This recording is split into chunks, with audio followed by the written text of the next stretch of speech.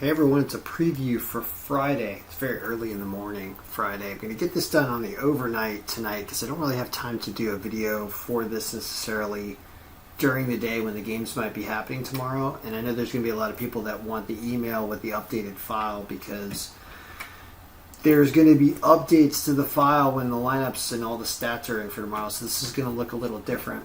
But we can get a video out of the way tonight, so I'm going to do that real quick. And also, I want to clear something up because I just did a video with Katrina earlier tonight, and she said this. I don't really know. Yeah, I think so. What did you lose with? She said she lost money. I bet a bunch of games. It was like 6 or 7 games or something, and then just looked at my balance, and it's not really like it's lower than it used to be. Okay, her balance is lower than it used to be, she says, and she bet like a bunch of teams. She actually bet 5 teams. We went through her history, and we found out what she bet. She says it here. She goes. All in a round robin, or you just bet? I did. I did two, three, 4s, 5. There was an option on there. One of the apps that I use. Yes, okay. She did 2s, 3s, and 4s. I think maybe the 5s as well on 5 teams, and the 5 teams she played were Toronto. I think it was the Dodgers, Miami, one of the Yankees games, Atlanta, and I guess it was some. She had one of the other ones up here. Maybe she had Toronto. Point is she had 5, and she won all of them. The only reason she had lower balance is because the Dodgers game wasn't over yet. So she won more than enough for lunch today. So she did not lose. She did not lose. She won, like anybody who looked at the algorithm yesterday. All right, so we'll see what happens today. Now, you can see there are some games that don't have lines. Is there anything advantageous tonight? This is kind of interesting that you see Arizona at even money all the way up here at an 11% margin, and St. Louis at minus 106 all the way up here as well. So let's glance through the games real quick, see if there's anything interesting. What I can say is that Mike Minor for Cincinnati playing first game of 2022. So these are last year stats. He was on Kansas City, I think. And Chichi Gonzalez used to play for somebody else and now plays for Minnesota. So you got some interesting pitching going on there. But I wanted to check that Arizona game. Why? Merrill Kelly is okay. It's because JT Brubaker is not good. Does not have a good record. And Pittsburgh's bullpen suspect. And their lineup is suspect. And Arizona, with Merrill Kelly, plays better. He wins 30% of his games. And even though Pittsburgh played well against the Dodgers, for some reason they have the Dodgers number this year. So Arizona's a pretty good line on the road since they win by 1.5, a little more than 1.5.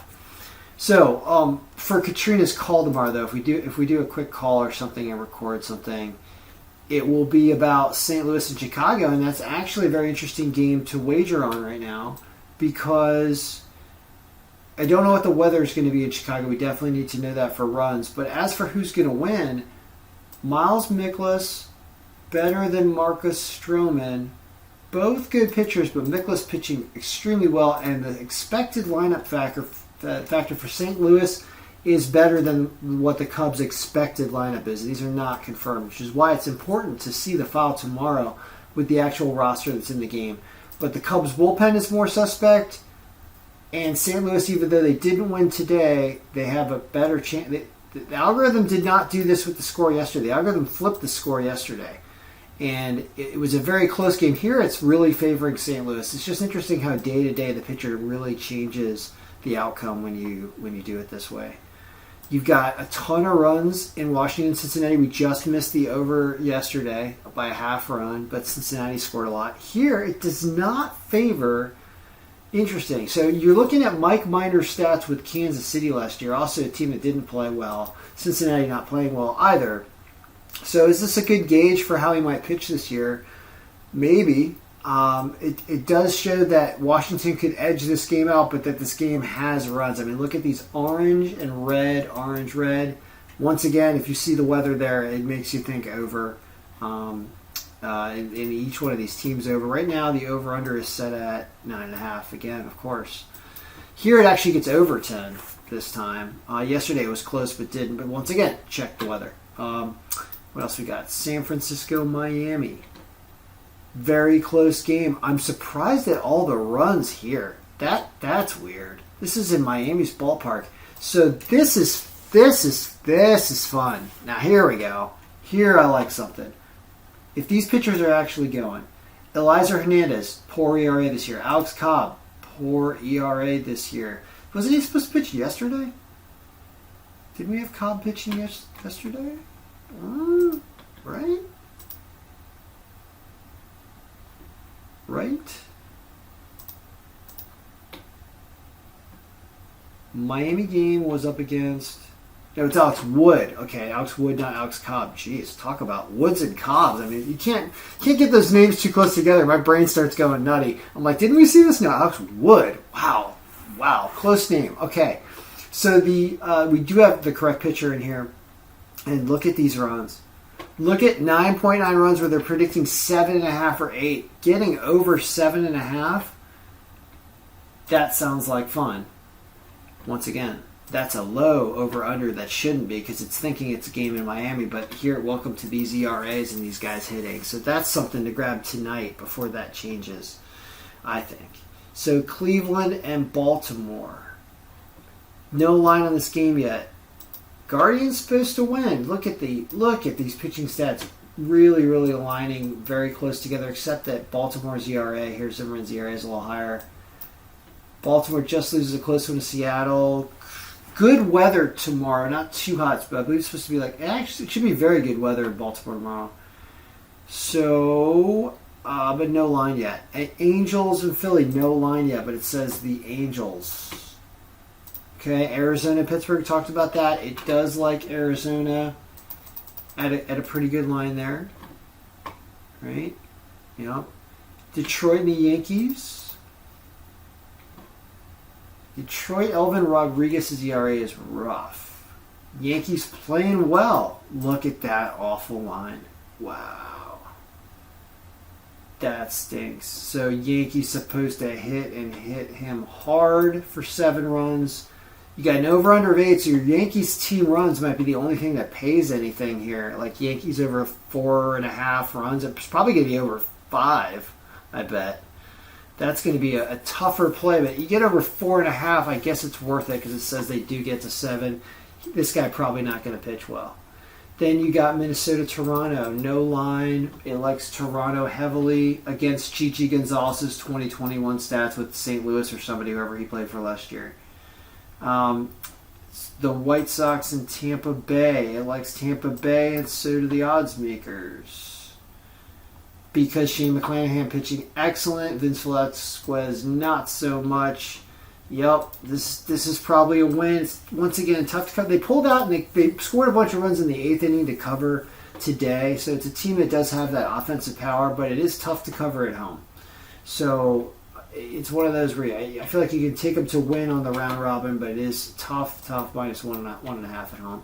Seattle and Texas. Think Seattle wins this game on the road because Dan Dunning can give up some runs and Logan Gilbert knows how to win and is pitching well. So that'll probably be a reasonable line, I bet. And that's a good pick. Then there's Houston and Kansas City. What? The projected score says Kansas City but the margin says Houston. So what? Look at Brady Singer, the only bright spot on this team. That's why. Brady Singer's got a whip under 1 and an ERA of 2.49, and that is why it actually favors Kansas City, an underdog line of plus 120. How about that? And they can hit Urquidy. So there's a recipe for an upset in this game, and that's why. So there's an underdog pick that won't win every time because, as you can see, it's a flipped and close, but Kansas City plus 1.5. You can look at what's supposed to happen. They're supposed to slow down Houston's hitting with Brady Singer, and Urquidy's supposed to give up at least 2 or 3 runs. So that's how you get this 4-3-ish type game that Kansas City can win if their bullpen will hold. So it's one of those, maybe Kansas City will be up in first 5 innings, actually. It's probably a better bet there if you think about that, if you're looking at game flow. San Diego and Milwaukee. Crazy game last night that ended up being 5-4 that Milwaukee came back to win in the ninth, essentially, down 2 or 3 runs, I think. So poor San Diego blows it. Here we have a ridiculously low-scoring game of 2.4 to 2.2. I see that the odds makers put this over-under at 6.5. Both of these pitchers dancing with 1-point-something ERAs under 2. Whips under 1 and ERAs under 2. Nobody's supposed to be able to hit in Milwaukee, a ballpark that's a dome that people can hit in. So it says you can even go under 6.5.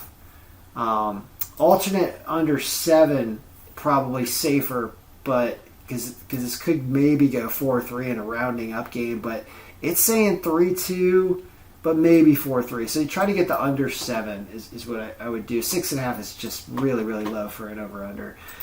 Then there's Atlanta, Colorado. Everything going out of the ballpark here. They keep hitting 20 runs or so. I think they had 19 runs today, 13-6. So why not just bet these overs? This pitching matchup is not as conducive to that, with Max Fried a little better, Chad Kuhl better for Colorado stats. So that's why this 11 is not as easy to hit as the ones over the last few days. It likes Atlanta winning this game though. The Colorado lineup factor actually a little lower than the expected one. You got to watch these weird ERAs. It's tough to predict Colorado games because you almost want to not include. You want to downplay these numbers a little bit and compare them. But Atlanta's lineup factor is definitely stronger. So there's that. And Max Fried's a good pitcher. So there's that. And then you got Boston and Oakland. You've got Oakland's nasty Caprillion ERA at 0-2. Thinks Boston wins this game only minus 150 about. And in Oakland, all right, so that's a okay line. Second pick of the day, okay line. Then you got the Mets and the Dodgers, once again, are supposed to win. Tyler Anderson, boy, Dodgers are filled with good pitchers. And Bassett also pitching pretty darn well, but not as good as Anderson. And both these teams can score. This game, it says, goes higher than yesterday's game, and it says 5-2. But Dodgers supposed to win, only minus 161. All right, so we've gone through it all. So for the snapshot for Katrina, so she doesn't screw it up, and she didn't screw it up yesterday. But everything that we looked at, it was Yankees team runs, stuff I grabbed tonight because we're going to review this again tomorrow. Yankees team runs because this is unbettable, and the Yankees are supposed to get there against that pitcher on Detroit. But if it's over 5.5 or 6 runs, that's too many. So it's really over 4.5 runs you can get it. Boston to win. Tampa Bay to win, yep, because they're at home. St. Louis to win. Toronto to win when that comes out, I believe, was strong. Arizona to win. This was not so much, right? I think we didn't talk about it. It said the Angels, but I'm not trusting the Angels, and I don't want to back up this pick. Why? 14 innings for Silseth. Yeah, he's got low innings pitched. So this game I'd stay away from. So I'm going to remove that one. Let's get the Angels off of there. Oops, other way around. Other way around. So we're going to... Actually, what you can use hold down control and then... Oh, wait a minute. If I hold down control, it's not working, but... Do this. Nope. This. That gets rid of it. Let's get the Angels off of there. The Seattle-Texas game, it did like Seattle because of the pitching matchup there. The Atlanta-Colorado game, it did like Atlanta. This was predicting runs again there, but the over-under set kind of high. Here it says Kansas City, so it's not Houston. It's Kansas City, and because of my run projection. And you can see the runs projected for this team are super low here, so this is not Houston. Don't want to have Houston. And then Cleveland-Baltimore was really close. Miami-San Francisco, I feel like, it was the over. Yeah, it's the over in this game. And then this is supposed to be an under. but you want to get the the alternate under of 7. So so let me refresh again. What are the big picks that I'm going to throw in a round robin before I go to sleep? It is going to be, yes, Yankees team runs. Yes, Boston. Yes, Tampa Bay. Yes, St. Louis. Yes, Dodgers. Yes, Seattle, if we can get a line on that. Those are the big ones. Yeah. This. Arizona's not going to win every single time. So I almost want to say that's not a premium pick because it's still... Why am I saying that? Listen to the algorithm. I know what... Chase Silseth doesn't have enough pitching stats, so that's understandable. Why is my control button not working? Let me use a different one. Arizona, Toronto, St. Louis, Tampa Bay, Boston there. So that's 8 of them. Is that really what can be done? Not really tonight because you don't have lines on all of them. But the over in this Miami game is funny. And the under, try to get under. Whatever, I'm repeating myself. It's time to go to bed. Guys, good luck, everyone. May all your picks be winning.